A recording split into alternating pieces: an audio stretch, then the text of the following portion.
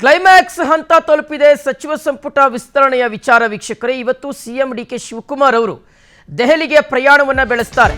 ಮಾಜಿ CM Siddu BK Hariprasad ಕೂಡ Delhi ಯಾತ್ರೆಯನ್ನ ಕೈಗೊಳ್ತಾರೆ. Climax ಹಂತ ತಲುಪಿದೆ ಸಚಿವ ಸಂಪುಟ ವಿಸ್ತರಣೆಯ ವಿಚಾರ. ಇವತ್ತು ಮುಖ್ಯಮಂತ್ರಿ ಡಿಕೆ ಶಿವಕುಮಾರ್ ಅವರು ಡೆಲ್ಲಿಗೆ ಹೋಗ್ತಾರೆ. ಡಿಕೆ ಶಿವಕುಮಾರ್ ಅವರ ಜೊತೆಗೆ ಮಾಜಿ ಸಿಎಂ ಸಿದ್ದರಾಮಯ್ಯ ಅವರು ಮತ್ತು ಕೆಪಿಸಿಸಿ ಅಧ್ಯಕ್ಷ ಬಿಕೆ ಹರಿಪ್ರಸಾದ್ ಅವರು ಸಹ ತೆರಳುತ್ತಾ ಇದ್ದಾರೆ. ಸಂಪುಟ ವಿಸ್ತರಣೆಗೆ ಅನುಮತಿಯನ್ನ ಪಡೆದುಕೊಳ್ಳೋದಕ್ಕೆ ತ್ರಿಮೂರ್ತಿಗಳು ದೆಹಲಿ ಯಾತ್ರೆಯನ್ನ ನಡೆಸ್ತಾ ಇದ್ದಾರೆ. ಬೆಳಗ್ಗೆ 9:30ಕ್ಕೆ ಕೆಂಪೇಗೌಡ ಇಂಟರ್ನ್ಯಾಷನಲ್ ಏರ್ಪೋರ್ಟ್ನಿಂದ ಮುಖ್ಯಮಂತ್ರಿಗಳು ಡೆಲ್ಲಿ ಕಡೆಗೆ ಮುಖ ಮಾಡ್ತಾರೆ ಅನ್ನುವ ಮಾಹಿತಿ ಇದೆ.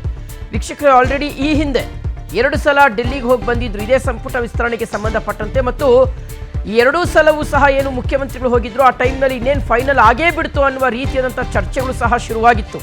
ಆದರೆ ಕಾರಣಾಂತರಗಳಿಂದ ಆ ಟೈಮ್ನಲ್ಲಿ ಆಗಿರಲಿಲ್ಲ. ಸೊ ಮೊದಲನೇ ಸಲ ಹೋದಂಥ ಟೈಮ್ನಲ್ಲಿ AICC ಅಧ್ಯಕ್ಷ ಮಲ್ಲಿಕಾರ್ಜುನ ಖರ್ಗೆ ಅವರು ತುರ್ತಾಗಿ ಬೆಂಗಳೂರಿಗೆ ಬರಬೇಕಾಗಿತ್ತು. ಸೊ ಹಾಗಾಗಿ ಆಗ ಆ ಒಂದು ಕಸರತ್ತಿಗೆ ಫುಲ್ ಸ್ಟಾಪ್ ಬಿದ್ದಿತ್ತು ತಾತ್ಕಾಲಿಕವಾಗಿ. Second time that is last week, ಕಳೆದ ಶನಿವಾರ, ಅಂದರೆ ಲಾಸ್ಟ್ ಸ್ಯಾಟರ್ಡೆ ಅಲ್ಲ, ಅದಕ್ಕೆ ಹಿಂದಿನ ಶನಿವಾರ ಡಿ ಕೆ ಶಿವಕುಮಾರ್ ಅವರು ದೆಹಲಿಗೆ ಹೋಗಿದ್ದರು.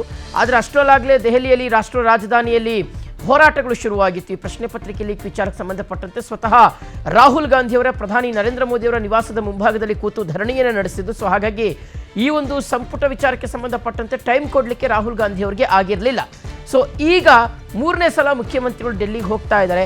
3ನೇ ಸಲ ಏನಾದರೂ ಅನ್ಕೊಂಡ್ರೆ ಅದಾಗುತ್ತೆ ಅನ್ನುವಂಥ ಒಂದು ನಂಬಿಕೆ ಇದೆ. ಸೊ ಹಾಗಾಗಿ ಈ 3ನೇ ಸಲದ ಪ್ರಯತ್ನ ಇದೆಯಲ್ಲ, ಈ ಪ್ರಯತ್ನದಲ್ಲಿ ಡಿ ಕೆ ಶಿವಕುಮಾರ್ ಅವರು ಸಕ್ಸಸ್ ಆಗಿ ಬರ್ತಾರೆ ಅಂತ ಹೇಳಲಾಗ್ತಾ ಇದೆ.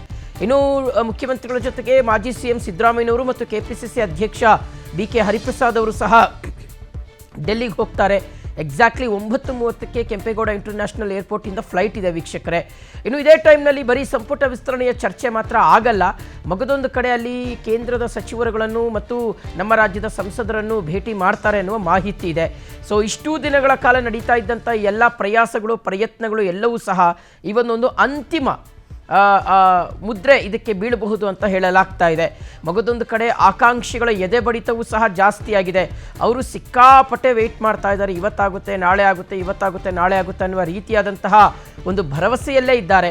ಆದರೆ ಫೈನಲಿ ಇವತ್ತು ಆ ಎಲ್ಲ ಪ್ರಯತ್ನಗಳಿಗೂ ಸಹ ಅಂತಿಮವಾಗಿ ಮುದ್ರೆ ಬೀಳಬಹುದು ಅನ್ನೋದು ಗೊತ್ತಾಗ್ತಾ ಇದೆ.